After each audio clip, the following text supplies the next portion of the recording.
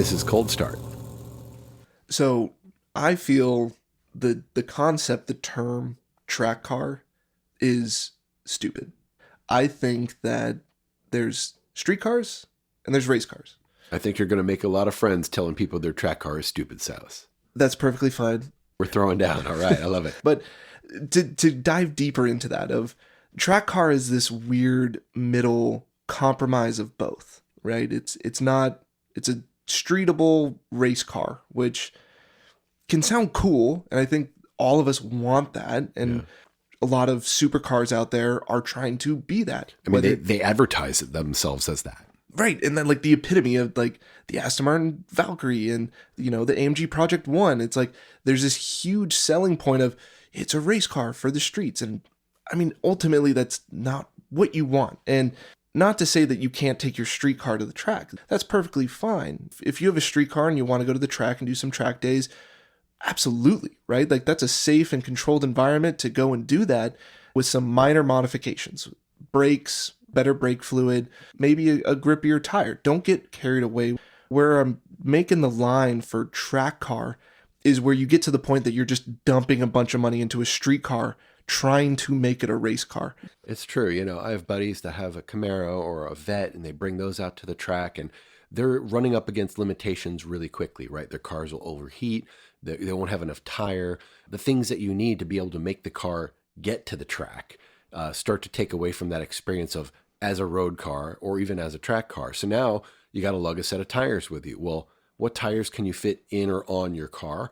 Or are you going to start trailering? And a lot of people want a track car, air quotes track car, because they don't want a trailer to the track. Right. They don't want to have to deal with, towing them behind a truck, bringing their car that they, dust off for that day, getting everything ready. They just want to kind of, go pump gas in their car, drive it to the racetrack and have their day. But now they're limited sort of on both sides. Right. And I think track car, and why I think track car is such a dangerous term, is it's the ultimate compromise between the two. Right.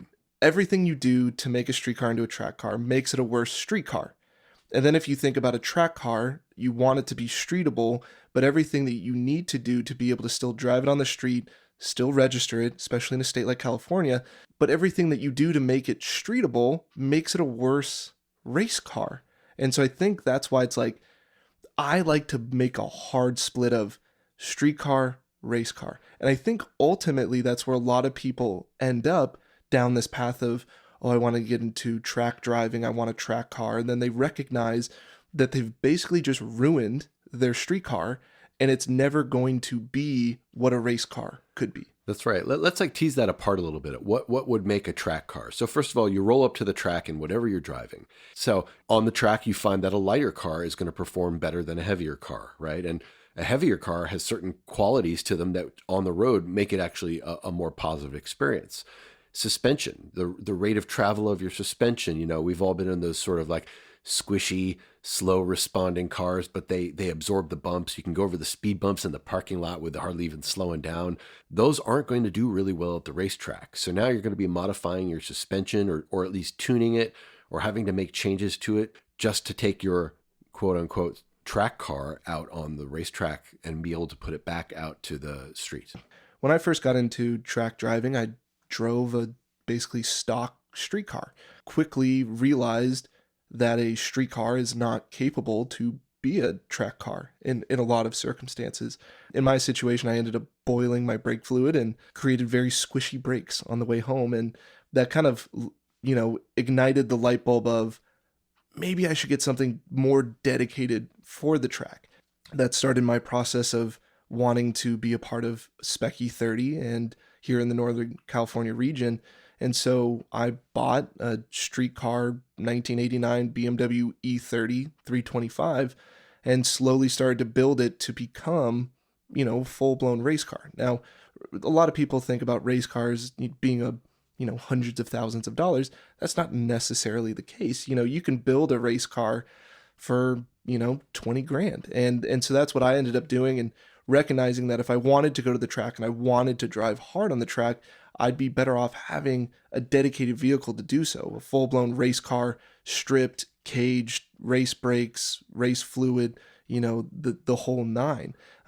And that's a pretty big jump of going from a stock vehicle into a race car, but it doesn't necessarily have to be expensive. You can spend a lot more on your street car and just still have a track car comparative to just building a cheap race car. That's right. And you have your street car that you've now modified for the track, so you made your track car out of it. Okay, so let's theoretically say you went ahead and made the decision to put a cage in your car.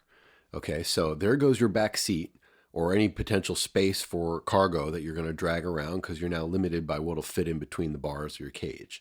Oh, and by the way, you need harness belts because now you're going fast enough in your car at the racetrack where a regular 3-point just isn't safe.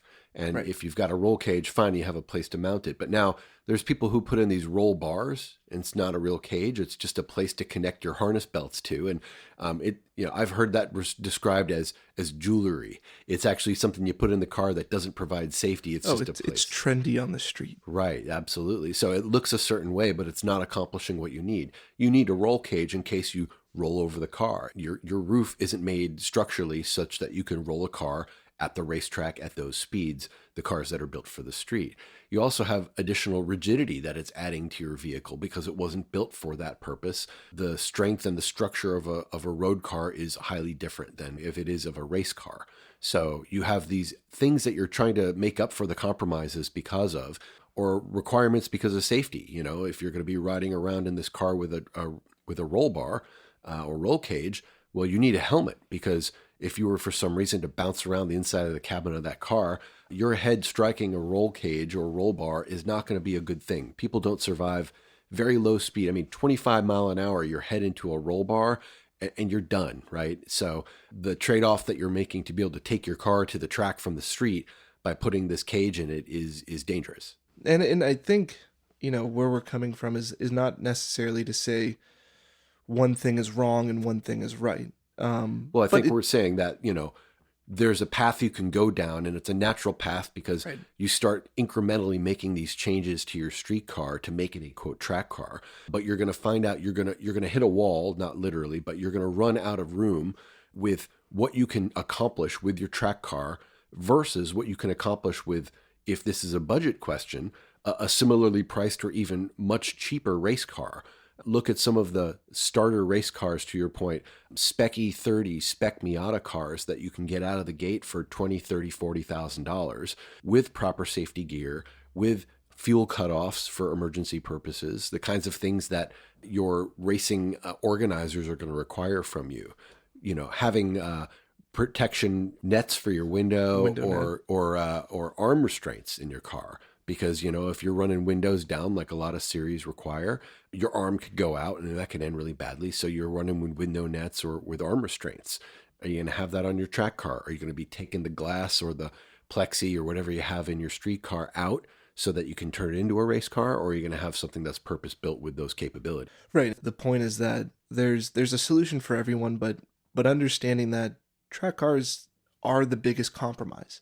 And understanding the position that people are putting themselves in, where I see a lot of people putting in half cages or even full cages in a car that they still drive on a daily basis, and not understanding, the potential danger. And I know a lot of people, or not everybody, can have a truck and trailer and trailer a race car to the track. Not everyone has access to a shop at the track to be able to store vehicles, stuff like that. So I know there is a big category, especially nowadays with, HPDE or high performance driving. Track day availability is higher than availability to get into racing. So I know that there are going to be people that are going to be building track cars, but it's important for them to understand what each thing does and what it takes away, right? What it adds and what it takes away. Yeah, often it's just an economic argument. You're like, well, I can't afford something like that and a trailer and to have storage at the track or have support for a vehicle or something like that. But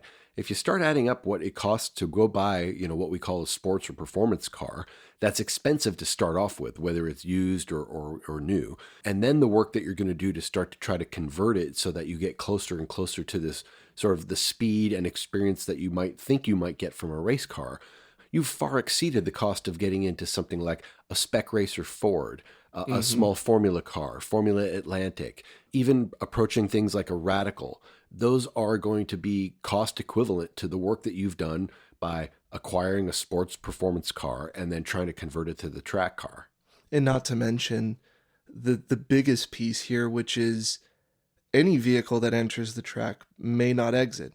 That's right. And if you dump all of your money into your street car, your only mode of transportation, and you got a bunch of dough in it, drive it to the track, you might wad it up and it might be totaled. And you don't have a ride home, That's right. which is embarrassing. The toe of shame. Yes. Yeah. And you got to ask your buddy, hey, can you get me home? But then also the additional complications that come with wrecking a car, especially a street car that's insured and things like that, which we all know that road insurance doesn't cover you if you go to the track. There is such thing as track day insurance, which is awesome to see that, that addition to track days nowadays. But that's the additional benefit to have a dedicated race car. Right. That's a vehicle that if you toss into a wall, it's not the end of the world, right? It's this also race cars tend to be built in such a way that they can be repaired. That's right. Now, if we're talking about a street car like a spec Miata, right, there's nothing different inherently of a Miata, but what's great about that community for those race cars is there's plenty of shells.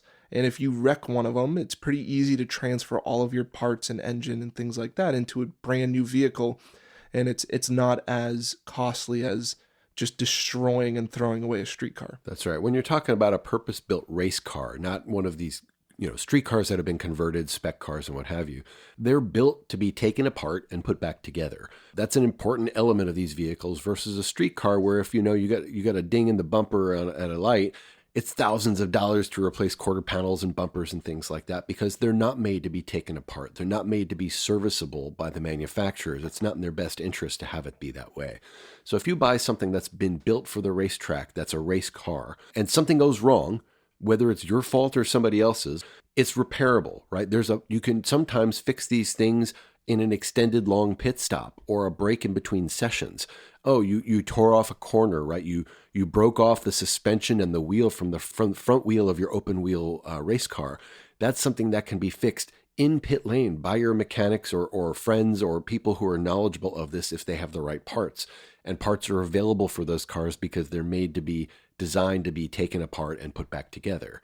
No, that brings up an excellent point, which I meant to bring up earlier, which is people spending money on modifications for their track cars rather than spending money on one seat time or training themselves, getting better. And for the most part, these track cars that these people are building really aren't good tools for them to develop the good habits to be better drivers. Continually trying to add things to the car to make the car faster versus taking the experience and learning what you need to know to make yourself a faster driver. Right. And these are modifications like a big wing on a street car. Oh, a big wing looks cool. Right. And Porsche gives it to you from factory for the GT3 RS, things like that. But and on top of that, like buckets and harnesses and harness bars and, over fenders and just going down the rabbit hole of just dumping so much cash into a street car to make it into a quote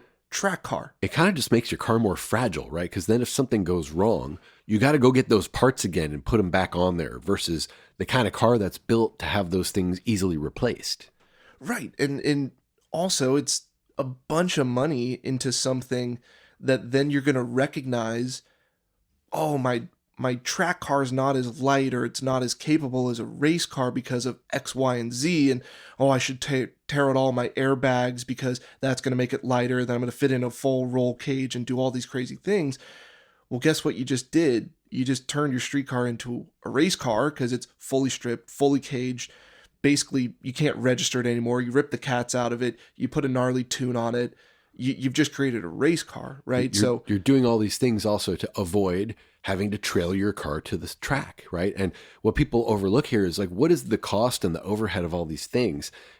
I know just from my own experience, most of the people that I talk to at track days don't actually do the math. They don't add up what it costs for a full track day from the point of getting their car inspected and prepped for that track day, getting to the track, all the consumables they go through, the wear and tear on their car, and then if they escape unscathed from the day, what did that actually total up? Because we kind of want to look away from that because it's expensive and we know it.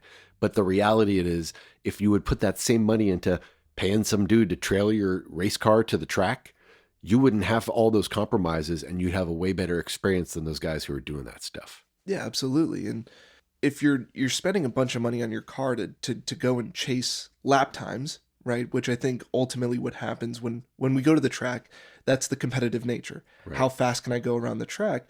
Now you've unlocked an interesting piece of it, which is you want to go faster, you want to be competitive. And if you want to do those things, you're better off entering a cheap club level racing group than just chasing lap times in track day groups. Yeah. Track day groups, in my opinion, that is like high performance driving experiences, they're street cars. They're not race cars. They're street cars out there. The point of that environment is to build the basic fundamentals or have a good time. And with lapping days, I always tell my friends that get into it, go and have fun. If you're in a Mini Cooper, you're in an E90 M3, don't compare lap times with one another. Don't even record your own lap times. Go have fun. Now, if you want to get into the point that you care about lap times, you want to shave seconds off, you've moved into a different category. You are no longer an individual just taking their street car to a track day to have fun. Now you're getting to the point of go build something or rent it, right? We can talk about rental options, but go into a competitive group. Those sort of behaviors do not belong at track days.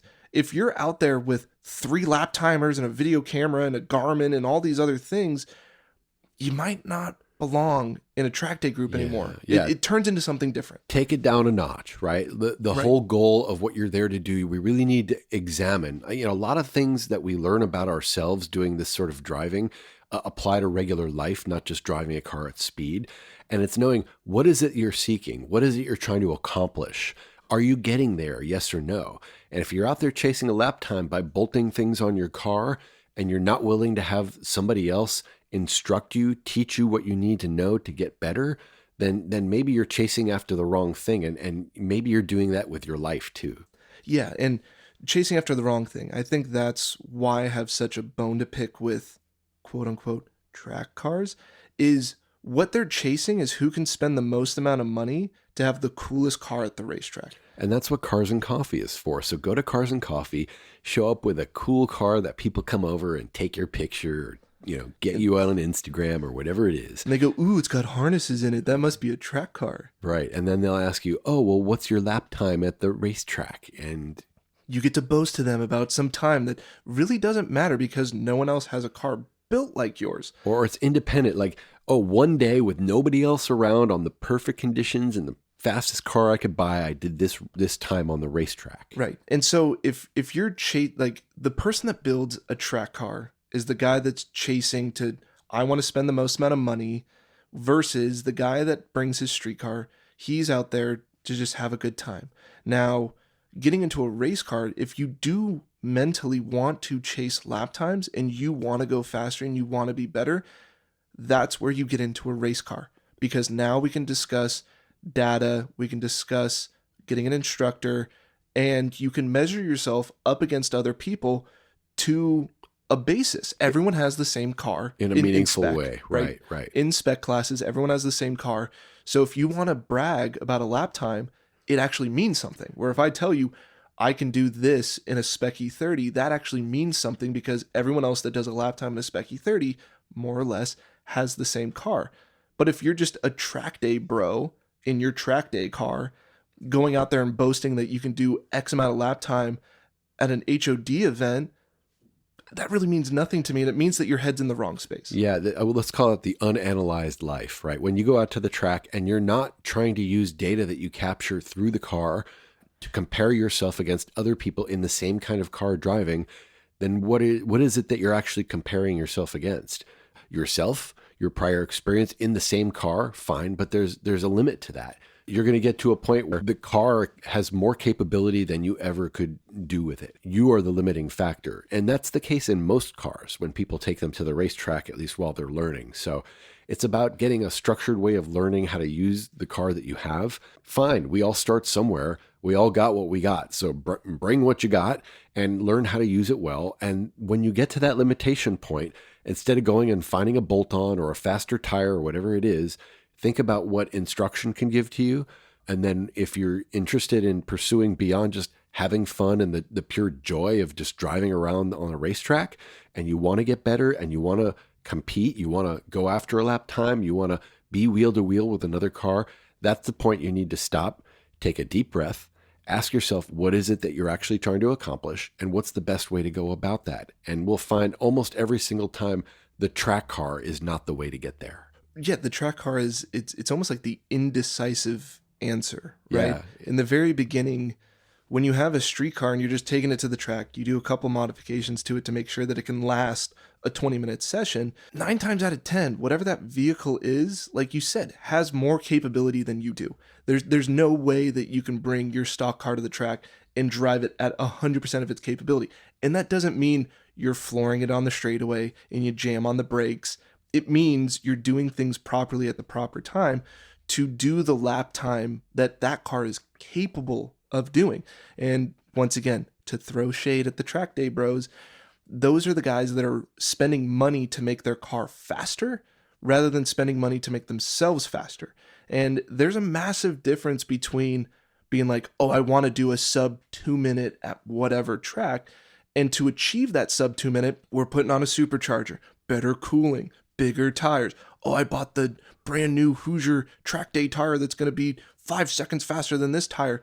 Cool. Yeah, you're spending money to gain time, and that's not what going to the track's about, or it shouldn't be at least, right? You're better off spending that money on proper instruction to drive your car closer to the 100% capability that it can do, because your car probably can do a sub 2 minute time at whatever track you're talking about.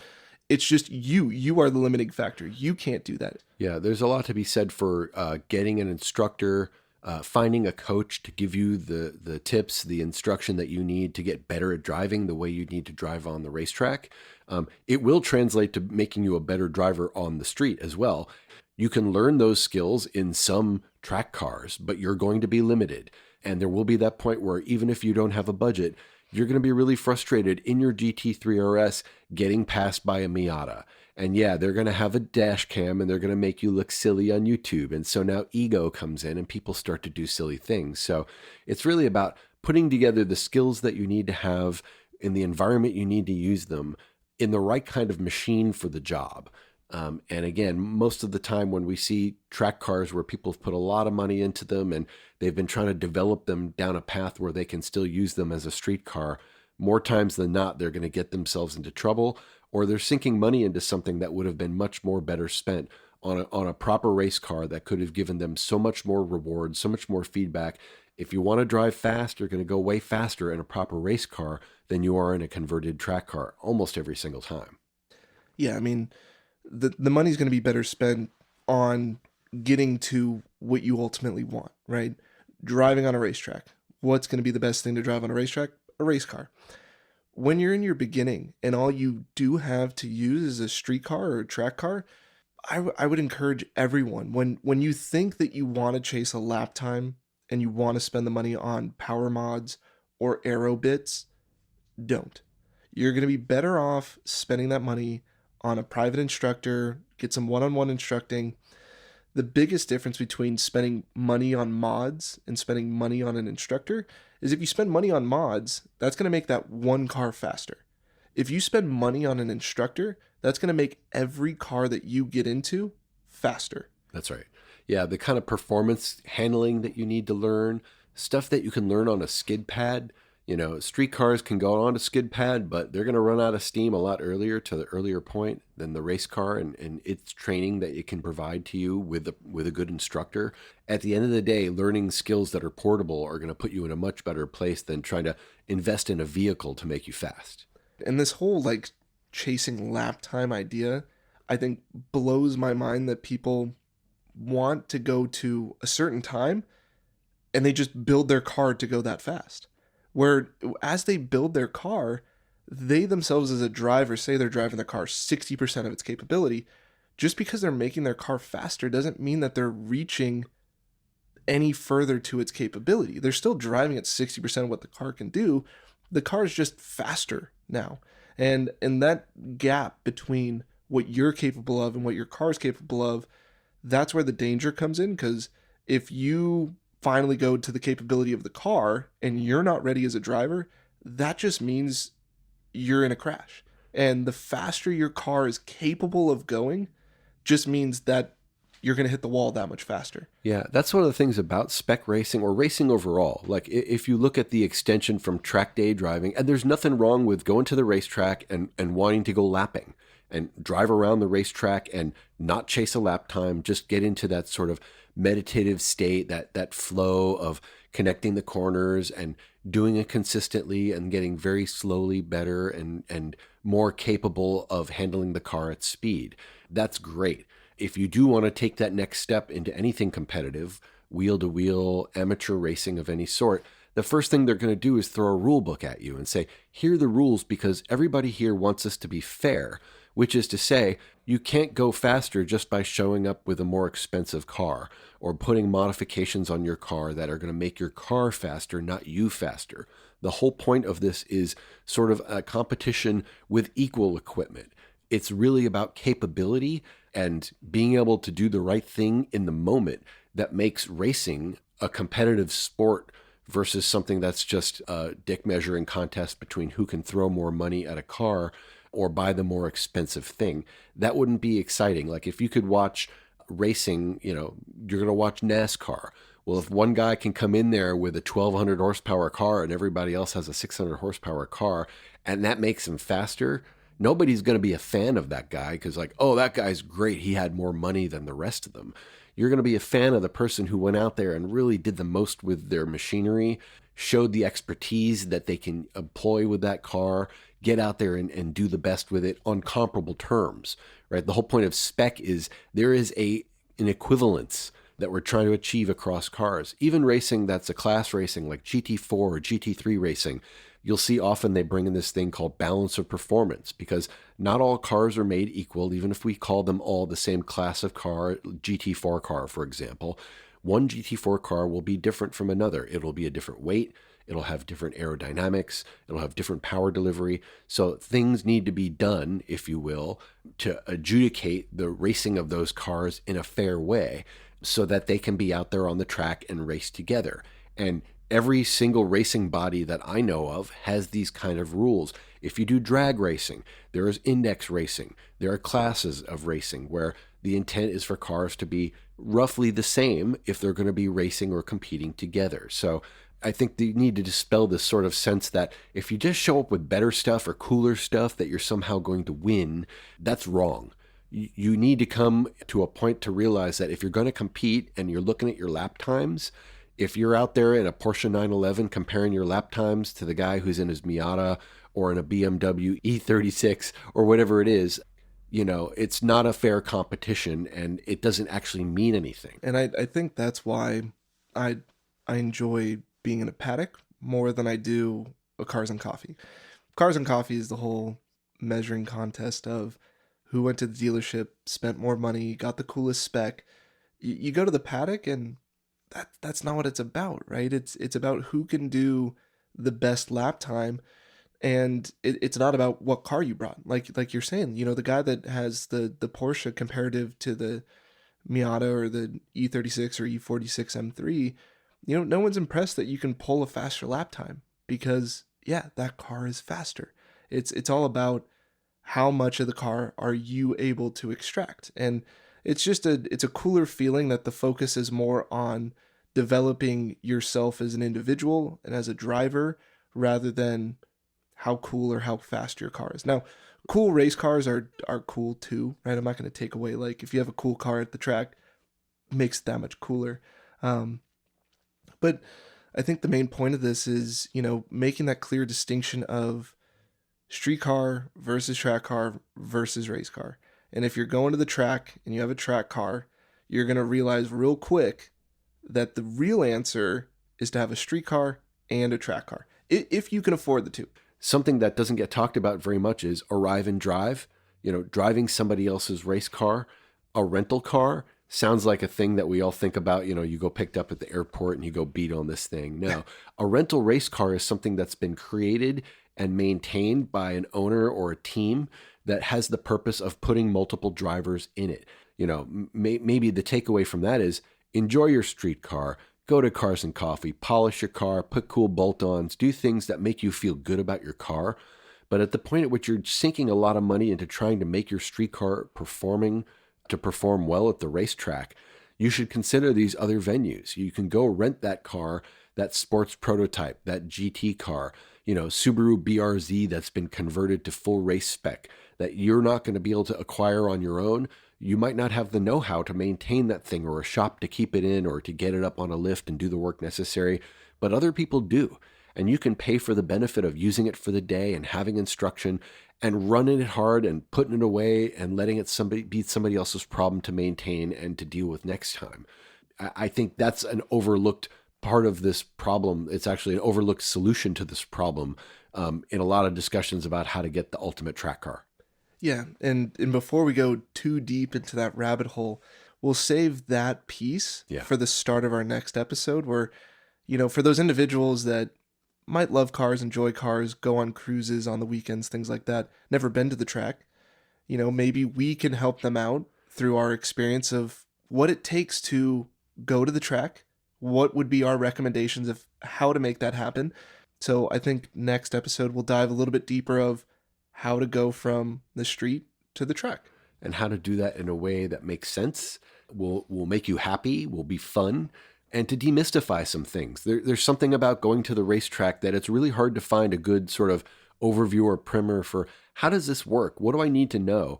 And there's logistics. There's basic things like where do I put my car? What equipment do I need that we can tell you about and impart to you from our experience and our learning that was hard won because there wasn't any easy place to go to get that, but there should be that. So let's talk about that some more next time. Yeah, absolutely, Nick. And it can seem intimidating. It's like the first day of school. Where do I go? Who am I supposed to talk to? I don't know where my class is. I don't know anybody here. So hopefully next episode, we'll make a little cheat sheet. We'll be happy to share that with you. Awesome. Thanks, Alice.